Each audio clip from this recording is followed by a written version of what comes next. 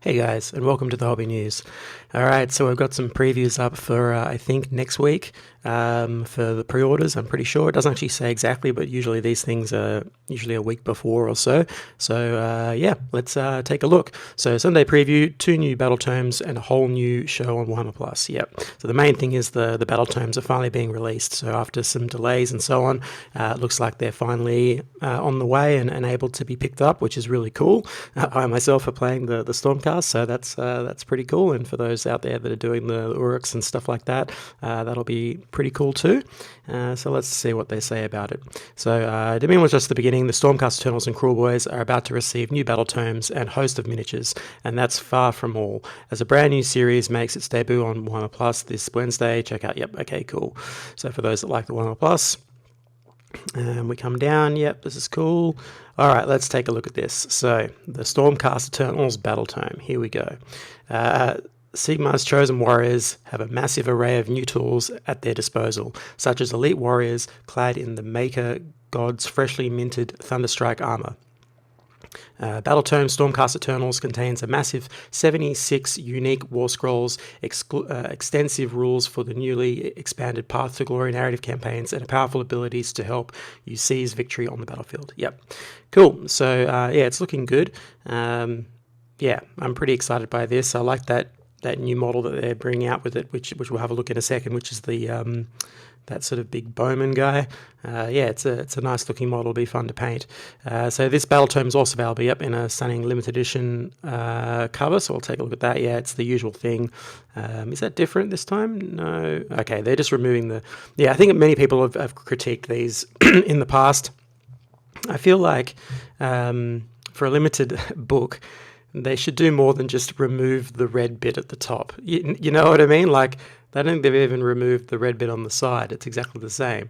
And it just has a different font. I feel like this should have like an embossed kind of feeling, or like a velvety, maybe fabric. I don't know. Something about this should feel more exciting than that. It just doesn't seem... I don't know, or have maybe something new inside it, or I don't know. It feels weird that this is the limited edition. I mean, every other company that ever produces books, generally speaking, will do an entirely different version, at least from the cover point of view, for their limited ones. But whatever. I guess if you like that stuff, that'll be out. Yeah, I don't know. Anyway, we'll move on. So then we've got so 76 war scrolls at their disposal. Keeping track of all the units and abilities available to the Stormcast Eternals can seem daunting. This handy pack of war scroll reference cards and 2 token boards to help you keep track of your spells, abilities, battle tactics will take the task a lot simpler. Yeah, that's pretty cool. I haven't seen these things before, so they've got like little trackers. That's not bad. I think most people are using cheat sheets these days, so if that helps alongside that, that's great. And for those that love cards, then you've got these little thingies here which you can use. I'm sure that's helpful for some that really enjoy that. And I can see using that. That's kind of nice. Just have that next to you, and because it's an official thing, you can use that. I know that for some tournaments and things, you can't always use, I guess, photocopied material. Sometimes they want to see the original, the official written thing. You've got to at least keep that in your bag or somewhere. So yeah, that's really cool. You could just have a stack of these sitting around, and then if you need to, you can pull them out. So yeah, that's all pretty cool. And this is the thing that we want to take a look at. Okay, so this with the 2 little doggos. Yeah, it's a pretty cool model. A new hero arises for the embattled Stormcast in the form of the Knight Judica with their loyal Griffin Hounds, a dedicated ranged combat specialist. The Knight Judica brings a devastating Terminus Greatbow to the field and can call upon the gaze of Sigmar himself to smite their foes. I'm really looking forward to this one's rules. I hope it's cool. I hope this is a cool model for the Stormcast, because more dynamic play, more variation on what you can do with them, a bit more maneuverability, just mostly just flexibility, threat range increasing, all that stuff to sort of be a bit more dominant over the board. That's all great stuff for Stormcast. I know there are some tricks at the moment out there using those new, heavy hammer dudes, with deep striking in with, 5 units of them or whatever, and doing a bunch of mortal wounds, all that kind of stuff. But it'll be fun. I'm hoping they don't just have one-trick pony tactics like that. I'm hoping that they have a whole range of variations, as many as possible. I mean, they have a huge, miniatures range. I mean, it's massive. So you'd think they'd be able to have a lot of synergies and a lot of varying builds. I'm hoping that's what happens. A little bit like Cities of Sigmar. I'm hoping that, they have a lot of variation, and it's not just a few units which are the best and that's all you ever use. I'm hoping that you get to, play around with that, and not just allying in Cities of Sigmar, which would be great as well, but having pure Stormcast armies that can actually field different styles. I think that'd be really great. I mean, that's what you want for every army, right? It's kind of a thing that everyone wants. But, with a range like Stormcast, you'd think that would be possible considering how many there are. You'd hope so. You'd hope they'd have some variable play styles. But anyway, this is looking really cool. It'll be a fun model to paint at least. This is a great dynamic pose, and the little doggos are great. I like how all these Stormcasts get little familiars, little creatures to go alongside them. I'm a huge pet class guy in games and stuff like that. I love necromancers. I love all that sort of stuff, summoning builds and that sort of thing. So this type of stuff is perfect, if you want to see stuff like that, I have my own brand, Blood of Gods. It's the little intro thing that comes up on this video. If you click the link in the down there, you'll see that I'm a big fan of that sort of necromancy stuff and spell familiars and that sort of thing. I love making those things. They're super cool. But anyway, it's a little side note. And then we come down to this one. So apparently this is being released separate from Soul Wars, which is cool. So they're obviously older models, but they're getting released on their own, which I didn't realize that you couldn't get them on their own, but apparently not. So that's really nice that they've split them out of the box and you're able to get them. I'm not sure how good they're going to be. Obviously the book hasn't come out yet, so we don't know. But hopefully hopefully they don't just give all the love to the new models. I mean, in this case, really everything is new. It's only like 3 or so years old, right? So you would think they'd put some emphasis on all of these models because they are all new kits and they've put that much effort into producing them. I don't imagine. A little bit different to, let's say, the Space Marine range, which has like decades worth of generations of models, and I can see why they put more emphasis on the new ones in that range. But for something like this, the outlay and cost that's gone into producing this range is still really recent, and I don't know whether they would have already paid back all of the costs that's gone into producing this entire collection. That's a hard thing to calculate. On an individual level, you can calculate, what the cost of the mold is, that sort of thing, and try to figure it out based on the unit sold. You can kind of get that idea. But there's a lot more that goes into this, especially an entire range. There's a lot more departments that are involved. There's a lot more costs that are going in on a daily basis over time.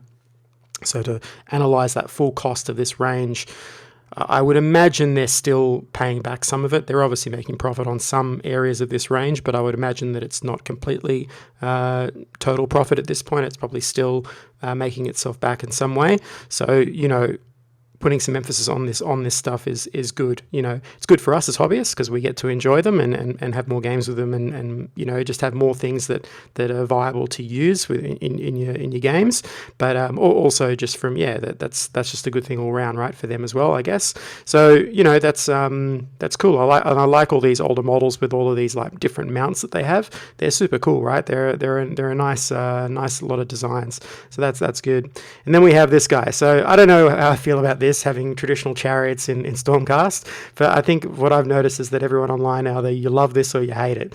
And I don't know whether, I guess for me it feels very like it's very Warhammer, right? It's very like old school Warhammer, and I don't mind that in old school Warhammer, but when you think of this new game, it's meant to be all like really high fantasy kind of style, breaking the mold, doing all new stuff, and to go back into a traditional kind of approach seems kind of strange. Like you think this thing would be some sort of wacky flying angel winged contraption with these guys mounted in some sort of turret thing, or maybe it's a walker with griffins somehow attached to it, or they're sitting on top of the griffins. I don't know. You think they'd make up some sort of wacky thing to for the Stormcast to be in, but whatever, it's cool. Like I don't mind old school chariots, but yeah, it feels out of place, is what I'm saying. Like the model itself is cool; it's very nice. A little bit plain maybe in the chariot design, but the riders are cool and the griffins are cool. But yeah, I don't know. This just feels out of place. I don't know why. It just feels a little bit out of place for their range. But we'll see. It might have good rules. Who knows? So we'll move right down. So we've got now the Orruks. Now this is where it's going to be interesting for all the new Cruel Boy stuff to see how it integrates with all the existing orcs. So that's going to be a really, really curious thing, and we'll see. I mean, obviously it's in the artwork, it's right up front, right? So we see the vulture in the back and the orcs behind. So you would think that these are going to have a lot of integrated rules and stuff like that. Obviously, they want to sell these, so they're going to have some kind of integration. So that's looking positive for orc players. It looks like you've got way more choice, and I like that they're all in one tome. I think that's much better. I'm not a giant fan of dissecting your faction into myriad different smaller subgroups that you have books for, because it dilutes the pool. I'm like one of those old school undead players. I never liked, even when in the original Warhammer, when they split undead into vampire counts and tomb kings. I hated that, because the original undead book, you had all the selections you ever wanted. It was basically like a Sigmar army, but undead version, And you had missile fire troops, you had war machines, you had monsters, you had smaller monsters, you had big stuff, you had magic, you had fear and terror, you had all the psychology aspects of old school fantasy. You had so much. You could have units of mummies. You had all these like strong units and weak units. You had the full selection. It was like the best version of undead that there ever was. It was very strong because you had so much choice. And the moment you break it down, it limits it. If you have a look in today's game, Flesh Eater Courts are struggling. Why? They just don't have the choice. It's like 3 units in there or something. It's nothing, right? And then other tomes like Stormcast have like 60 plus whatever units. So you get this very big disparity because they can't put attention on everything when you dilute it that much. Some are going to get way more love than others. So the less books you have, the more resources they have to actually pour into each one, and that means the more model range you're going to have for each book. I'm definitely a fan of compiling. I hope they do that with the dwarves as well. I'm hoping that the dwarf stuff all gets compiled into one big book, because that would improve the quality of all of those armies, because you'll still be able to take them as their own faction within it. You'll still be able to do like a whole army of Cruel Boys. There'll be no problems with that, and so on for all the other armies. I just feel like that's much stronger, and it's going to make, so for instance in Orruk here, you're getting all those new catapults and missile fire troops from the Cruel Boys, which I'm sure will really, really go well with a lot of different orc builds. Having that threat range, that missile fire troops inside of that kind of army is probably going to be really powerful, and obviously they're probably going to have decent enough rules to go along with that. So I'm a big fan of this. I think this is much stronger for the faction as a whole. And as long as they've got the rules to allow you to do the themed thing and do like one style or one, that's relatively competitive, that's great. But overall, you just got more choice, and that's a good thing for the hobby in general. So meanwhile, the Force of Destruction marshal their troops and set out to wreak havoc on the mortal realms. Battletome Orruk Warclans includes war scrolls covering greenskins of every ilk, such as the swamp-dwelling Cruel Boys and even Kragnos, the End of Empires. That's cool. So all good, and you got your limited edition version if you really want that. That's all good. So now we'll come down. Oh, maybe it is embossed. That's shiny. Okay, that's kind of cool. Is that the same for the other one? Let's have a look. Have a look at the old Stormcast one. That doesn't look like that's shiny. That's weird. I don't know. Maybe someone can tell me. Maybe they're all embossed, or maybe they're not. Well, that's nicer. I like this. This one here is cooler with that nice gold embossed symbol. That's kind of cool. So I like this a bit more. That's good. And we got the same. We got the cards as well, which is a good thing. So if you like this stuff, again, if you go on tournaments, you can have these in your pocket, no problem. And then we come down to all the models that are getting released for them. So this is a beautiful idea. It's a great model. I really love all the creatures in the Cruel Boys range.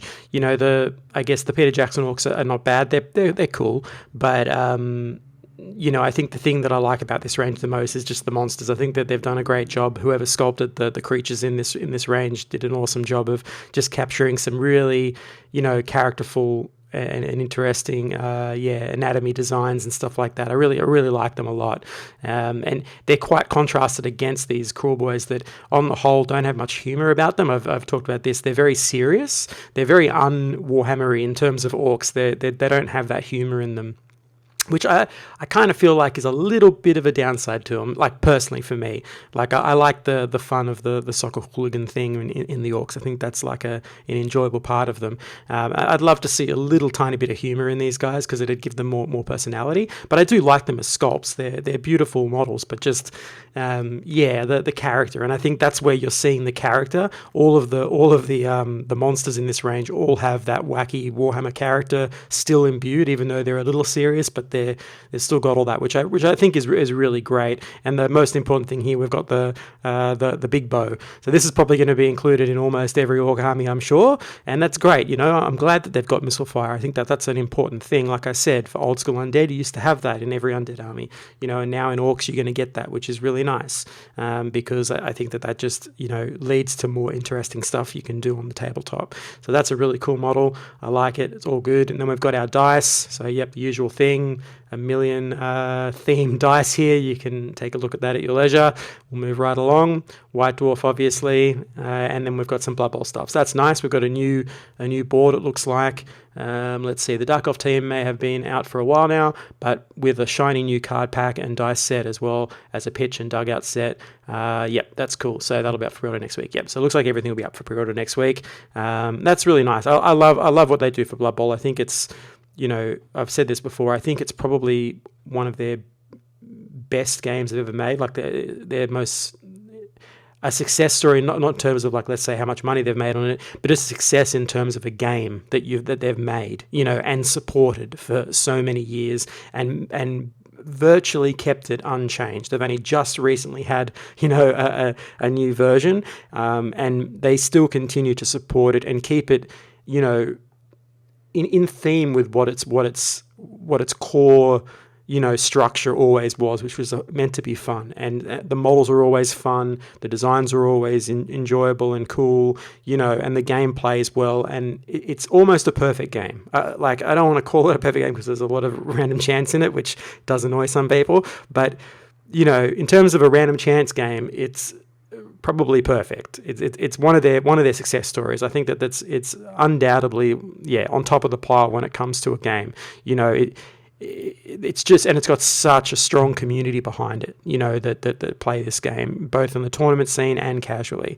It's just great. And you can tell how much of a success this game is when you look at the computer game version, the Blood Bowl version.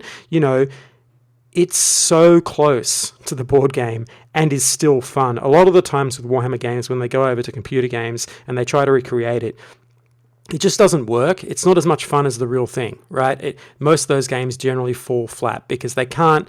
One, they try too doggedly to produce what's on the board, and that's a real big problem. Computer games need to move off in their own direction in order to be truly fun in that medium. But when you are playing, this is the one game where you can actually do, a very, very close, representation of the game, and it still be basically as much fun. Like, I played that for a while, and I was getting that same feeling from playing the board game. Like, that's really rare for a Warhammer game when you're playing it digitally to actually make it feel like you're playing, the board game, and it is as much fun. So I really feel like both things, the computer game version of this is a success story, and this game itself. That tells you a lot about how good this game is. If you haven't played it, you should definitely have a go with some friends, because it's just a lot of fun and it causes so much strife. It's kind of like the way Risk, and Diplomacy, those kind of board games, how they cause so much derision between friends. This game also does that. Okay, I've definitely got a lot of stories with friends overreacting to simple things. Pretty funny stuff. So anyway, we'll move on, and then these ones are up. Yeah, we've already looked at these, so they're going up for pre-order as well, which is great. I really love the new direction the Heresy's going in. I like the scale increase. I like all of the details. I like the new paint jobs they're doing, and it's looking much, much more full and exciting, because that bodes well for the future. If they're ramping up and doing all of this stuff, then it means that whatever's coming in the future, they're actually going to support a little bit more heavily. I know on the website at the moment, most of it's out of stock or so on, but that's probably because they're going through and repackaging stuff and preparing for whatever new release they're going to do. And hopefully it's in the vein of this. Hopefully we get some really strong sculpts and some really strong push, because I really feel like Heresy has a place, and I like that it's still basically an evolution of the older game style, the older game system, because I really miss a lot of that stuff. I love the new game, it's great, but there's a lot of things in old school 40k that are a lot of fun too, and are a different type of game. It's a very different game, and to see it just be erased from the timeline forever would be a very sad thing, because there's so many ideas in that were actually really cool, and one of those I think are things like the way psychology works in this game, I feel, is better. The fact that units run away, you can trap them and wipe them out, you can do all kinds of things, you can run them down. All that kind of stuff plays a bigger part in old school 40k, as well as the way vehicles work. I really enjoy the way vehicles work, that they have frontages and side armor and all that stuff, and so it's more tactical in terms of maneuvering. You got to be more careful about which way your vehicle is facing. It's more realistic in that way for the vehicle. And I feel like in New School 40k, it doesn't matter. It can be driving, drifting sideways like a souped up car, like a racing car down the the war torn battlefield, doing donuts as it goes round. I feel like some of that's a bit like, you're thinking about positioning, but in a more simplistic way. So I really do enjoy that about the old game, and I hope that it continues. I'm definitely wanting to get into this, but I'm hoping they release some kind of plastic kit, because I don't know if I want to go to the extent of all resin. I hope that they increase their production quality for their resin, because that would be really, really good. We all know, I guess it's kind of almost like a meme or a joke these days that, Forge World can be a bit hit or miss with their resin casting. And so it'd be great to see them improve on that and produce something a little bit higher quality. That'd be great. Or move over to plastic entirely. That would also be really, really cool. So anyway, that's cool. Let's move on. And we've got obviously this big man here. I thought he was already released. Looks like he wasn't. So anyway, he'll be coming out as well. So that's really cool. I like this model as well. I like the direction they're going for the Chaos stuff too. And then we've got a bunch of other stuff. So we've got Winter Titan, Black Library, this Double Eagle here. That's pretty cool. Again, I haven't read any of the new books, so I'm not really quite sure how good a read this will be. But for those that love the books, it's there. And one on Bretonia, Jesus. Okay, that's cool. I didn't realize they were still doing books on Warhammer old school stuff. Well, that's hilarious. Unless this is a reprint or something like that of an old school book. But yeah, good old Bretonia. Yeah, good on you. And then we've got some Diachasm stuff. Yep, cool for Underworlds, and obviously the Warhammer Plus thing. So you've got all your next stuff coming up. So that's cool for those that are a part of that. You're seeing a bit of things go on there, which is nice. They've got to keep that up if they want this thing to continue. So that's nice. And yeah, I think that's about it. So all in all, a pretty nice bunch of releases, I'd say, considering we've had a few weeks maybe of not too much stuff going on. So let's move back up here to the cool thing, which for me will be this little guy up here with the doggos. So I hope you enjoyed this. Please hit that like button, subscribe button if you have, and I guess I'll catch you on the next one.